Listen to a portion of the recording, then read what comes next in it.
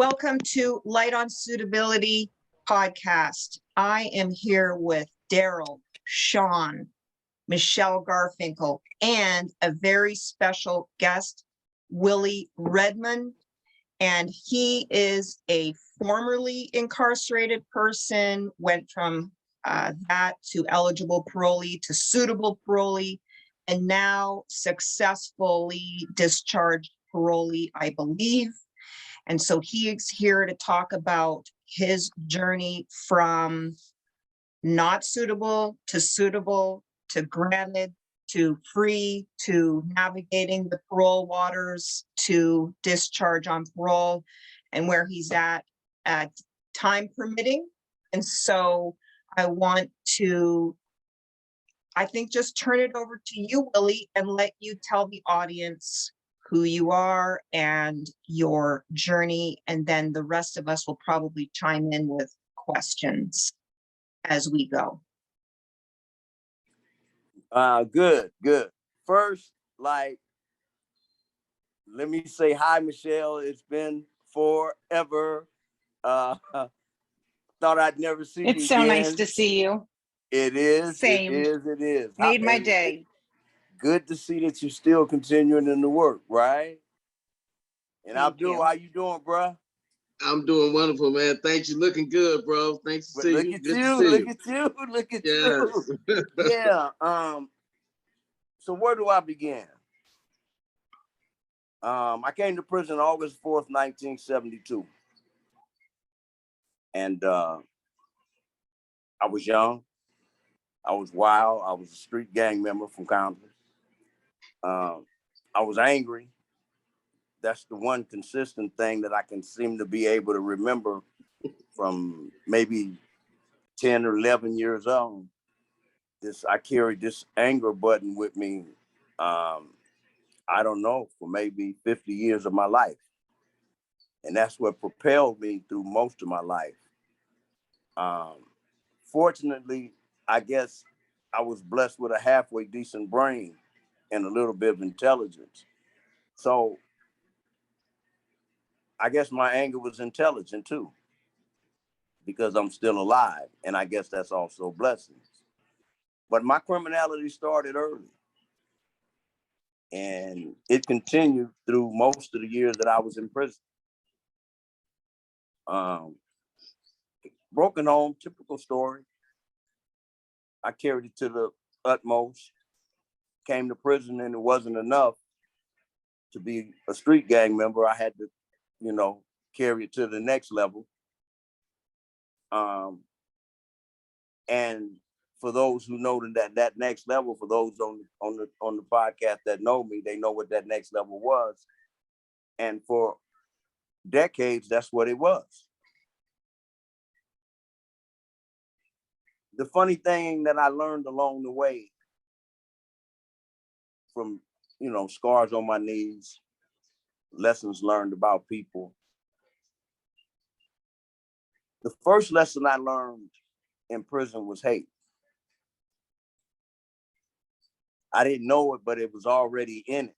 Prison gave me the opportunity to give full reign to it, kind of like full reign has been given to the political hate that was expressed recently in the capital of this country. But it gave me that. I had this opportunity for any rage I felt, I could just take it out on anybody that didn't look like me. Why? Because my excuse was they would do the same to me. So it was all fair. And somehow I eked out not an existence in this crazy ass world that I was ushered into. And then I played the blame game better than anybody. I even wrote literature about it. And if you was not sophisticated, you would think, oh, wow.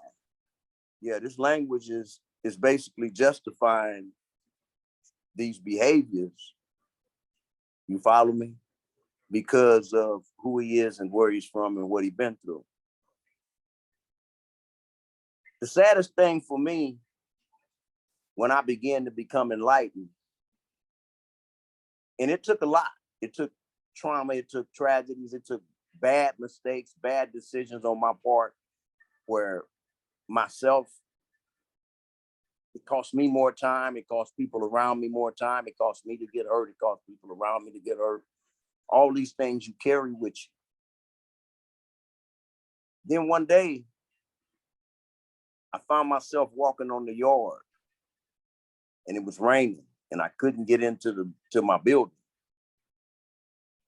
And this dude, this Hispanic dude that I knew who he was because we had been in the adjustment center together, and I knew he was the enemy, and that's how I saw him. And he kept on inviting me to come over to these meetings and stuff. I'm like, man, what you talking about, dude?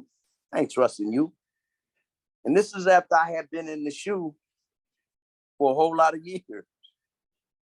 He said, man, we need you over there. One day it was raining and I couldn't get in my building. And the only building that was open was the chapel. And I went over there and these dudes was gathered in there and they was all talking. But when they all turned around, I seen familiar faces from the shoe.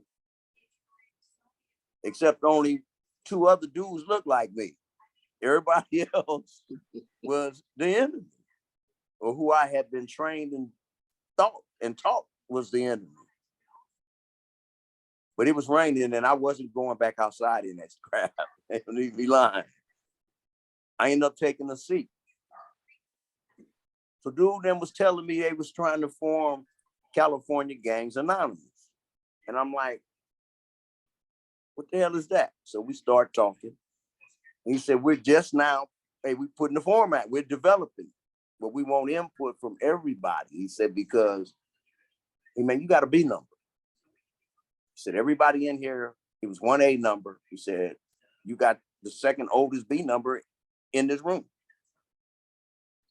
He said, we already know your track record. We know who you are. Sit down, man. We need somebody like you to legitimize what we doing. So I listened. I didn't come back to the next meeting. I said, man, I still wasn't feeling dude. I seen dude in the chow hall a few days later. He said, man, what happened to you, man? The Padre was waiting on you. Father Baptiste, he was waiting on you. I got a ducket in that night to go to the chapel the next day. So I go. It's the same 11 dudes. We all meeting again. We started putting it, the documents start getting created. The format was laid out. And the program, California Gangs Anonymous, was started, trademarked, copyrighted, and we began the whole meetings at Mule Creek. About 1.5 years later, a dude came to me and he said, hey man, I like y'all format. I really love it, man. He said, I don't come over there though. He said, because I'm not a gang member. He said, I just rob people and stuff, man. You know, he said, and you know, I know another dude, he just a hustler. He ain't a gang member, man. He you know, he alone, but he want to come over there because he like, you know, what y'all be talking about.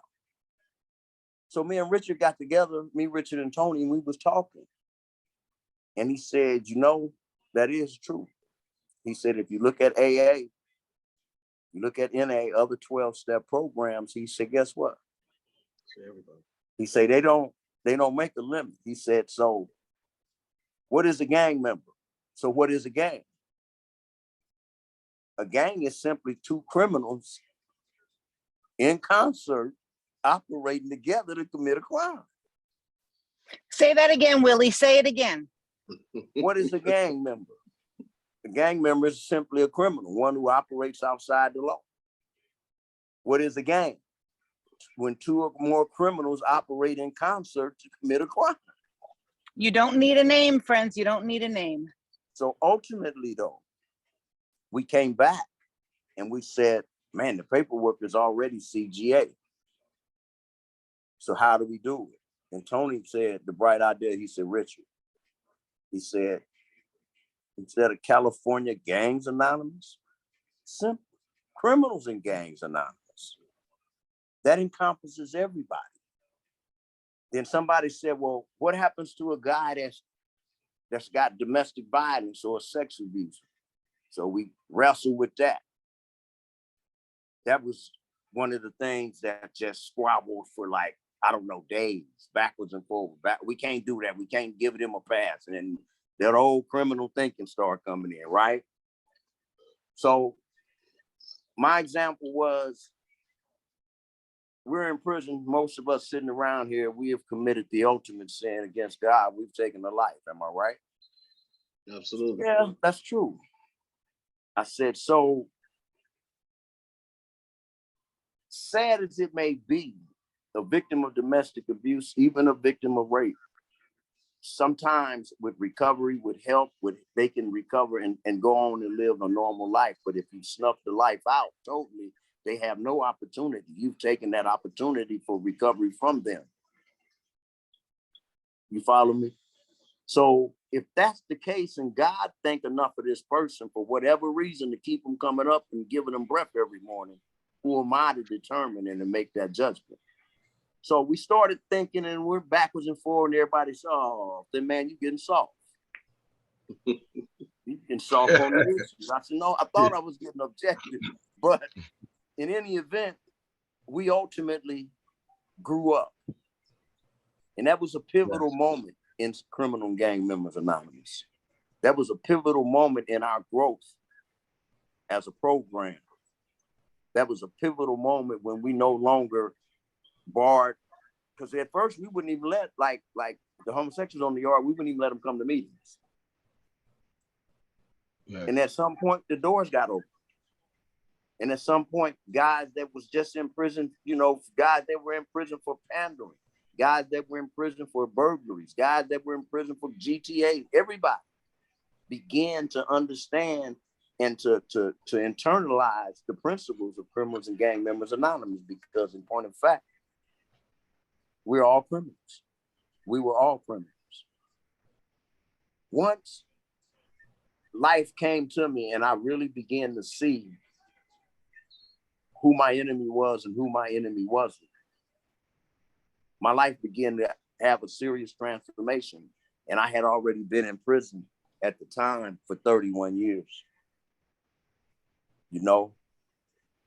It was 12 more years for me because of the way I had lived the first 25 years in prison.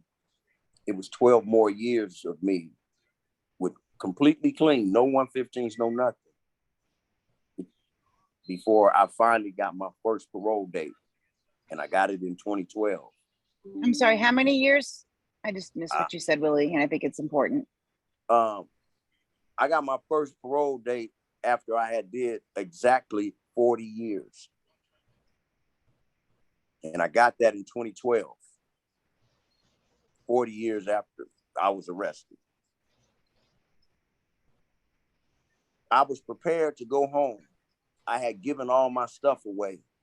I had left people CDs, tennis shoes, all kinds of stuff. The night before I was supposed to parole, they called me up to the office, and I had legal mail, and the governor had took my date. I was supposed to parole the next morning, and the governor had took my date, and I sat on the yard broke for like an hour by myself. I couldn't go back to the cell. I was broke. And I called my attorney. She said, I know. And Tracy said, I know.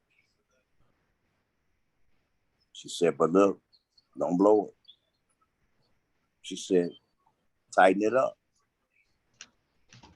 I didn't do nothing but go back.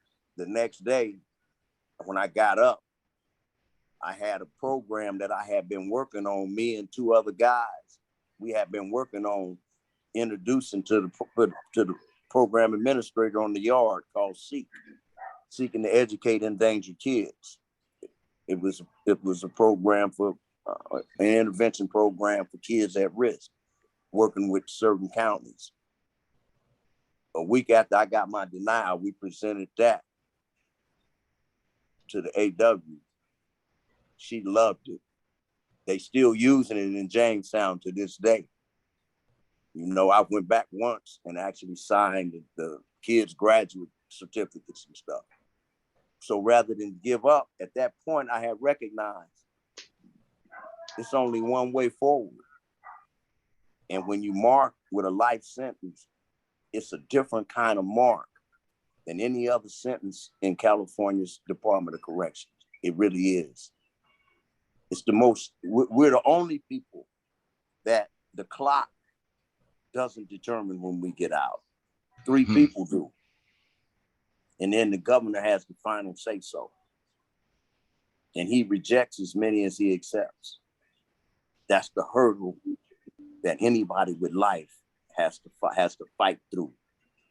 That's why the need for the programs and the need for support from out here is so important. It's definitely for people inside, because it is only through programs like CGA, ASP. It's only through these programs and individuals participating in them, individuals getting these trades, individuals getting training, individuals lowering their points, staying away from cell phones, staying away from stupidity. It is only like this that an individual in a certain class can find their freedom. And thanks be to God, I was able to do that. In 2014, I walked out. And it hasn't been easy. Don't misunderstand. What I was fortunate enough to do before I paroled in 2012, I published my first novel. And I published another one in 2013. I paroled in 2014. I published another one in 2015. I came out, went to college, started working for a security company, became the manager of the office. Ultimately, went into business with the owner of the security company, and I continued in that vein. Just so everybody knows, Elizabeth, Michelle, I'm not in California anymore. I live in North Carolina. I'm married. Yay! Yes. Congratulations. Married. You don't send a notice, no registry, nothing. How long you been married? I've been married, it's going on 5 years. You tell her I said congratulations. We'll catch up after the podcast. I'm so happy for you. Hey, but no. If anybody got any questions to ask me, ask them. Because I could go on about, I didn't really want to go into gory details because that doesn't really promote anything positive. What promotes positivity is that the fact that, hey, you know what? It can be done. The majority, I run into people every day. I just came back from California. I was in California from the 17th to the 21st. I was in SAC. And didn't call anybody, didn't drop a note, No, nothing, not an email, not a Facebook hello. Up and down the state, taking care of business and visiting family. But well, that's more important. But I love where I'm at. I love the life I'm living. I think that we all need to promote the fact that it can be done. We have to show individuals that you don't have to resort to your old ways. You really, really don't. And you know, the really crazy thing is everybody sees these as hard times, pandemic times, and the rest. I've learned that that's when the most opportunities really are. Mm-hmm. Everywhere I look, everybody's hiring in North Carolina. I saw the same thing in Sacramento. Same thing out here. Yeah. So in other words, it's not as if opportunities aren't there. And it's not as if we're not barred from the opportunities in the blanket way that we once were. Right. It's there. So for me, hard times also represent opportunities. And I've learned that. We should have all learned that lesson. Every one of us that's been in them cages, we should all know that. Every one of us should know that. If we've survived that and came to freedom, we should know that. We should also know that we got something to give. So, Willie, I want to ask you a question because I know that we have a lot of guys that are coming up for parole as well as their families. And I'd like for you to talk about, you've done so much amazing stuff, but what was the biggest challenges for you on parole, especially when you first got out? What kind of challenges did you see that maybe you can advise guys getting out on what to look for and ways to deal with? The biggest challenge is don't compare yourself to anybody else. Don't look at the fact that Joe Blow, that used to be my friend, he's driving this, he's doing that, or my cousin so-and-so is doing this. Guess what? You have your own set of fingerprints. You have your own path, your own destiny. Don't compare yourself. If you look around at what everyone else has, guess what? You're going to miss the mark. Everybody else hasn't lived your life. You have to be realistic. You have to be practical. You have to set goals, and you have to stay disciplined. Absolutely. We talk about discipline. We talked about discipline behind the walls all the time. Yeah, that's a real solid brother. He's real disciplined. This requires a different type of discipline out here. There you go. The temptations out here are a multitude. This is a total different type of discipline that's required, especially for us that were gone for decades, because we were like the movie Lifers in real life with Eddie Murphy and them. They didn't know what the hell to do coming back out, right? To a lesser degree, we experienced a culture shock. Yeah, there were cell phones before we all left and blah, blah, blah. But the realities of some of it, the fact that they didn't even have phones on the corners anymore. Whole bunch of stuff just tripped me out. Yeah. These are things. And then the value system. You walk down the street or you walk in the door, people don't speak anymore. If you hold the door for a man and his wife, they think you're looking at their wife. I was just and you can't take it personally. Hold the door open for a man. If I hold the door, if you're behind me and you're 5 or 6 feet from me, what am I to do? Let the door swing in your face? It's just a different type of courtesies and things that I grew up with that seem to be absent, and it kind of shocked me. If you speak to people, I've never walked down the street, or I walked down the streets in Old Sac, because I was working in Old Sac for a while, and I'd walk down the street and I'd speak to people, and people just walk right by you. I'm like, wow, what's this? Yep. Those kind of things. It was just almost like the rudeness of society. Yes. And so you can't take it personally. You got to be set in yourself and just not take things personally, because everyone's dealing with their own things, or they're just in their own thoughts, and it has nothing to do with you. And it's difficult sometimes to realize that, because it can be offensive when you speak to someone or try to show a courtesy and you're not obliged, or someone might even get offended that you hold the door open for them. And I tell you something else my biggest obstacle when I came home was my very first parole agent. Okay. That's what I want you to speak on. The real hard challenges. He knew me from San Quentin, and he hated my guts. And when they assigned him to me, he was happy as yeah, we got it. Yeah, a pig in dirt. Yes, absolutely, a pig in right? dirt. Yes, absolutely, right. And he gave me hell, right? But I beat him at his own game. I got off of it. I got away from him, but I did it legally. And so he had me going to these meetings over at Oak Park, right? No problem. Before he knew anything, I guess he thought that I was going to be lost in these meetings. Before he knew anything, basically, the other parole agents was asking Mr. Redmond, would you host the meetings? Well, of course.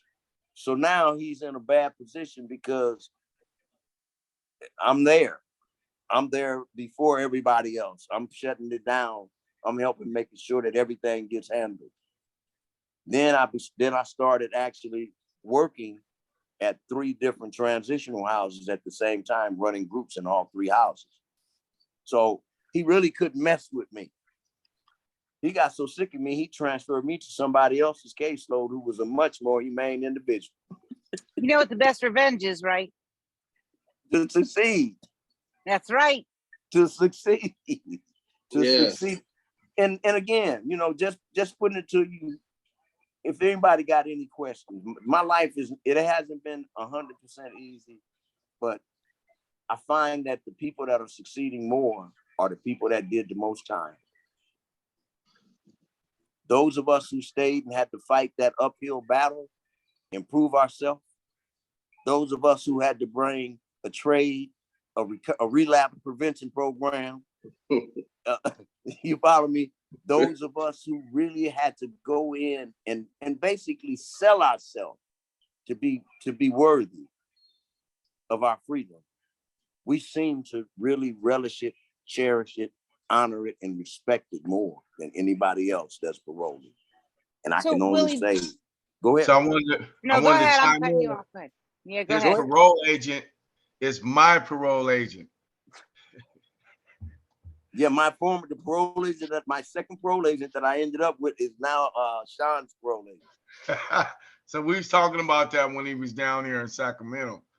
When he mentioned his name, I was like, what? Like, that's my parole agent. So he don't even know he got my pops on there and me. So it's good. He's a good parole agent. Yeah. I wanna interject for a second. Holla at me, bro. How you doing, first of all, big bro? Again, man, I want to say this, and I want the listeners to understand this. We call him Thin Man. Thin Man was like all of our like step pops, you know. Even with him or not with him, you knew who he was. And myself, that was the Compton name. Absolutely. Myself, you know, doing a life term, struggling and battling, I thought I was never getting out of prison. And we used to say, if they ain't gonna let brothers like that out, then we ain't gonna never get out. Yep. And I want to say this: when we heard that Willie got found suitable for parole and he was actually going home, it changed many of our lives. It gave us hope that we didn't have before. And you know, and hats off, kudos. And even though we haven't been directly working with each other, I just want the listeners to know we've been following his footsteps. We went to the groups, we established groups, we facilitated groups. You know, we gave up our old affiliation and association because we believed in ourselves. We learned how to believe in ourselves, and we changed that gang mentality. Because if you just got one person that's in concerted effort with you to do anything criminal, that's a gang, and we're saying we're no longer a gang member. So we have to just separate ourselves from many people. But coming home, and I want to say this, I've been home going on a year. Shaun as well, you know, we worked hard together, tirelessly. But Willie, like yourself, came out. You know, I got my job working with the trucking company. And I just want to make an announcement, like yourself, I'm now part owner of the trucking company. Proud of you. Absolutely. That's fantastic. Congratulations. Proud of you. I am now part owner. I'm considered an owner operator. But I want to say this, it hasn't been easy. I've had to back up on a lot of things that I thought meant so much to me, because, you know, when you caught up with a bunch of different kind of relationships and commitments and obligations, you can't focus on you. So I just want to say this, one of the biggest things that I would like to say to people and families, when you're navigating your parole plan, let it be about you, not I want to go and be the best husband or the best son or the best. No, be the best person first. Learn to love who you are as an individual, as I'm trying to do, and then you could be good in everybody else's life. Exactly. I came home believing that I was going to be so special in everybody's life, but everybody already got a life. You know, they're already navigating. And like Willie said, I came home looking at everything that everybody had. And all that did was have me feeling broke, busted, and disgusted initially. But then I realized, baby, I was in 33 years. That's all they got in 33 years? That's all you got. I mean, you know, so years, I can handle that. So I'm like, okay, I'm gonna focus on me. And I just want everybody to understand, no hard feelings. You know, I don't mean to bust nobody's bubble and all that, but I got to do what's gonna work for me first and foremost, because I want to stay free. I want to be successful. And if I don't focus on me and focus on my success, then I may fail. And not as an individual, but in everybody else's life. Because I could be a good husband, a good father, a good son, a good brother, a good friend, but I got to be good to me first and foremost, and stay focused. And stay focused. So I just want to put that out there. Exactly. And Michelle, thank you. Elizabeth, thank you. Shaun, Thin Man, you know, I'm still say Thin Man, Willie, but you know, Willie, thank you for making my morning. Yeah, you're a mentor, bro. And CGA, if it wasn't for CGA helped me get out of prison. I know. You know, I love you, though, CGA man. helped me get out of prison. And people don't know what we go through inside and how we have to get our minds, you know, recalculated like a GPS system. I mean, really, you got to recalculate because we had this negative beliefs for so long. Change your thinking. Yes. That So dirty, I just want to say nasty that, and I know Shaun is what get us. Yes, no, but we out here, and this is just part one for Willie. So we gonna do this again, you know. But Shaun, I know you got a lot to say, and I just want to say thank you again, Willie. Thank you, everybody that's been striving, and let's keep the movement, keep the momentum of the movement, because we still have to help other people get out. Right. Also, I don't know anybody that's in the Sacramento area, but Dorsey Nunn from the organization All of Us Are None, they're gonna be having a rally, I think next Saturday. I'll text Shaun the information. They're gonna meet at the Capitol in support of a couple of prison reform initiatives. And I'll text you the information. And it's something that I think people should like support. And even if you don't do nothing but just log in and leave a message or comment of support, you know, because they'll post it all and it'll all become public information. Yeah, that is a good one. I seen that on my little that happens to be preview thing. It was good. By the way, Abdul and Shaun, yes, sir. Dorsey just happens to be another one of my cellies that when I met him in '73 in Quentin, he couldn't read. He's from East Palo Alto. He really couldn't read. But when he paroled in '75, he was reading by '78. He got 78. He had a BA by '81. He had a master's and was working at San Quentin in the prison law office. He worked there till he formed All of Us Are None, and All of Us Are None been in operation for 25 years. Yes, I seen you wearing a hat when I was incarcerated. Remember Ban the Box movement where they was banning that thing, asking all the questions about the background and this or that? Right. Yes, sir. He was part of the organization that led that movement. So try to support brother them if you ever can. Absolutely. So real quick, because I know Elizabeth got some questions.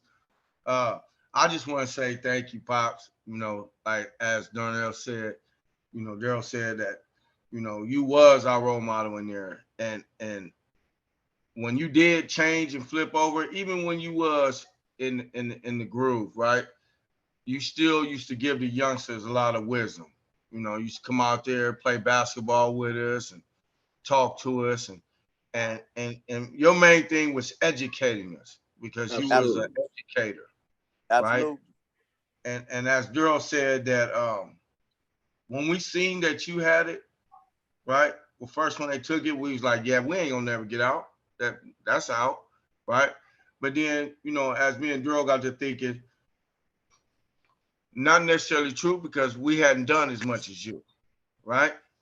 Because you are a legend, right? And so, but when we seen you get out, it changed, as Darrell said, it changed a lot of us. Like we was like, whoa, he out, right? And then hearing, you know, and talking to you while I was in there and hearing all the good things that you was going through, I'm proud of you. I'm proud of you. I'm proud of you guys, man.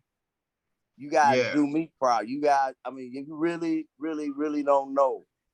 I think one of the difference in me, and I'm gonna say this and be quiet, and most of the other older brothers that have been back up in the shoe for them years and came back out, is that I never tried to talk at you guys. I never tried. For me, because when I was younger, I didn't want them talking at me. You talk to young men. You try to find ways to have things in common. It's easy to sit over in the corner and watch youngsters do things that you know is dumb and laugh at them or point fingers at them, when instead it's your duty as a man, as an older man, to go over and try to say, hey, that's not how that's done. Let me show you this. Let me talk to you. Let me talk. I don't want to talk at you. Let me talk with you. Let me listen to you. Let me respect your point of view. It's good. Everybody Absolutely. got a good point of view. Most And definitely. And that's something that me and Darrell took. Let young dudes do that. That's why they couldn't relate to you That's guys. that's one of the techniques. I'm not gonna lie, that me and Darrell was very successful at. We stole that tool from you, and that's why we had such a great influence on the yard with the guys who were doing good, the guys who wasn't doing good, and the guys that was just in the middle, right? Me and Darrell didn't talk at them, right? We conversated with them and just share things with them and not belittle them or put them down or make ourselves bigger than them. And so that's one of the great things that we learned from you and Richard Mexico also. No, I use sports. Like that. I use sports. I come to the basketball court or the baseball diamond in a minute. Let's go. Yes, indeed. Yes, indeed. and go get mine too. Yes, right. Yes, indeed. And I stayed playing them sports out there. So I do want to thank you. It's real life out here, what you were saying, because we go through some things out here, and that's some of the things that we're talking on the podcast. Is we want to start. We want to start getting something inside, because we know how to get ready for board. We know how to we know how to change our thinking in there and different things, like when they just do the COVID, lock you down or do this. We know how to adapt to that. But coming to the streets, right, as we say, the bigger yard, it's a lot of things that I had to adjust to. It was a lot of things that continually.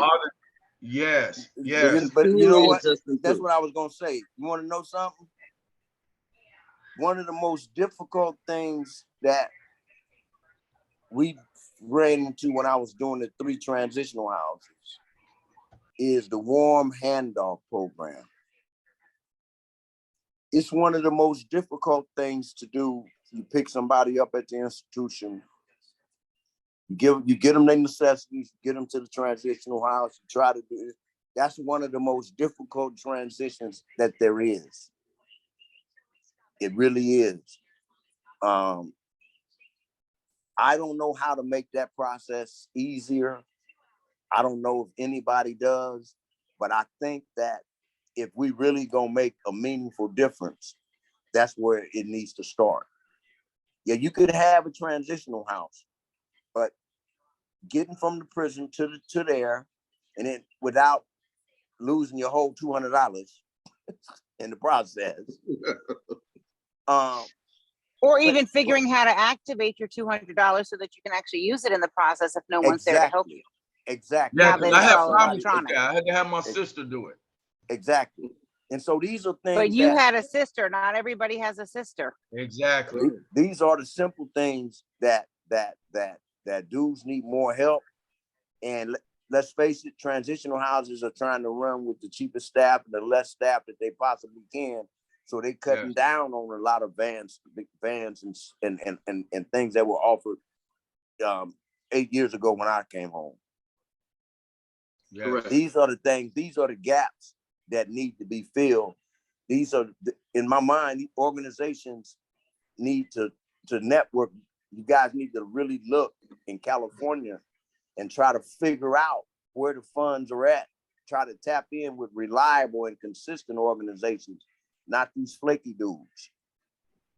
Yeah. Try to period, because we all have a duty. So like, yeah, I got a slush fund. It's really a package fund for some people that behind the wall. Yeah. Right? They're still there. You know, and Willie, as far as getting out, there's organizations like the Life Support Alliance based out of Sacramento. Their website is lifesupportalliance.org, O-R-G, and they can at least guide you in the right direction. They're phenomenal. They do have some correspondence courses, but they can really assist you with those issues. We need to actually, again, I think this is some, Shaun, you were talking about working with your LLC and putting something together. That's one of the things I think that you should be able to do. And then I could get with Tracy Lum and give you, there's a packet, a parole packet, a parole preparation packet that me and Richard put together. And we're still using it, basically the basic model for it. Okay. That's something that guys that don't have it inside, you might need to include that and put that together. That's another avenue to build on from out from the community to back inside and hook up and link up with these other organizations to get help and support and funding.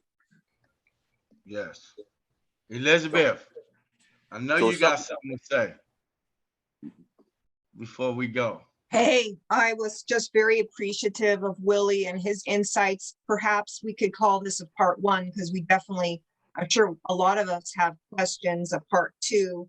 I don't really want to break it up too much, but in terms of common courtesy, though, especially in California, in Central Valley, it's very much more like the Midwest in terms of common courtesy. But once you get outside of that into the big cities, then I do find as well that the courtesy is out the window. But here it's all that, the good morning, how's it going, chatting with people at the feed store. I mean, it's like a wonderful world here, but I've stumbled across after moving here from a bigger city that wasn't like that. So I wouldn't make such a broad generalization. I respect that. And I really did appreciate too I would like to talk about this more, and I think Michelle mentioned this at the beginning, the CGA program and stuff like that, because you have your jailhouse lawyers that are telling the guys, you know, the criminal jury instruction of what a gang member is versus a criminal gangs anonymous definition of what a gang member is. And in the parole process, like Michelle mentioned too, the name, it's not the name, it's not the definition, it's not, are you a member? It's, what is your mentality? Is your mentality a criminal? Is your mentality a gang member? So any of my guys, that I try to make that point very strong. And I really appreciated the way Willie said his definition, or the definition for criminal gangs anonymous, because it's so important.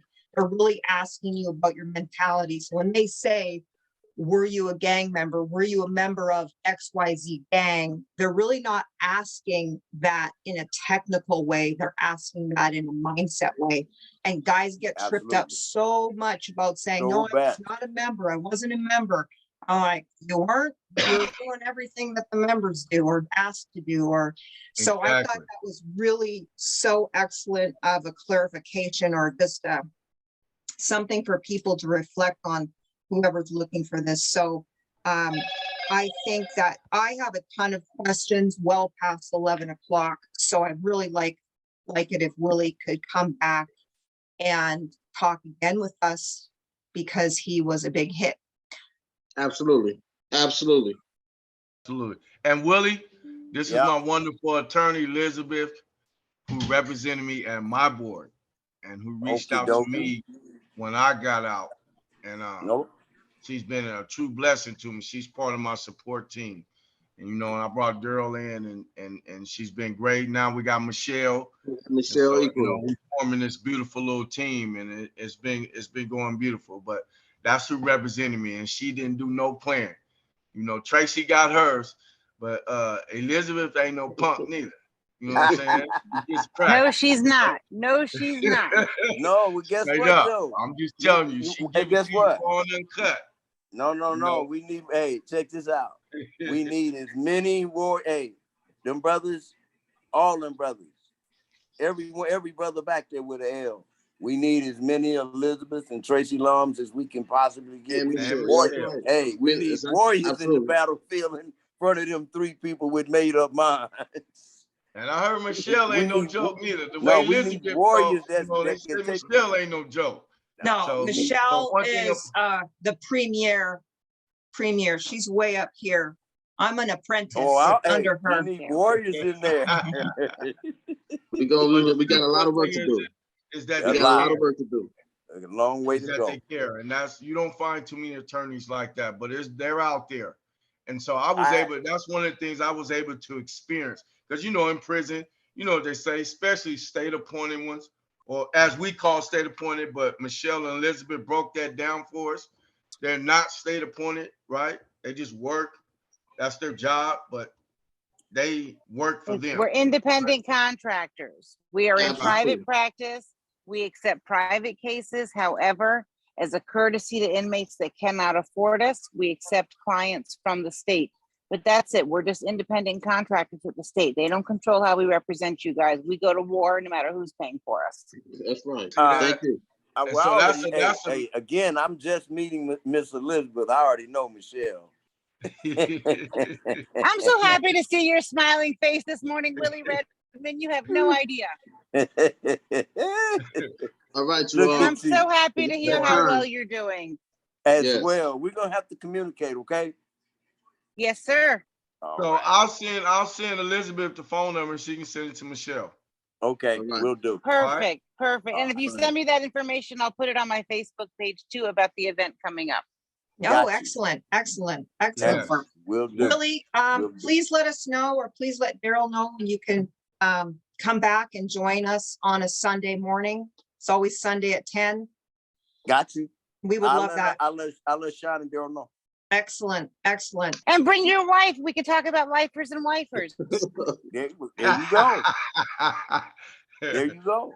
Yeah, right. That's right. There you go. Thank everybody. Want to thank everybody for attending. All our listeners, family, friends. This is real. This is real. It is definitely real in the field. This is the light of suitability. Yes, and sir. This is the light of those who have been found suitable and are continually to be suitable in society. Lights are shining on us. Thank you, Darrell. And the struggle continues. Absolutely. Yes, thank you. Have a wonderful week. Bye-bye. All right, you guys have a wonderful. All right. You as well. Bye, everyone.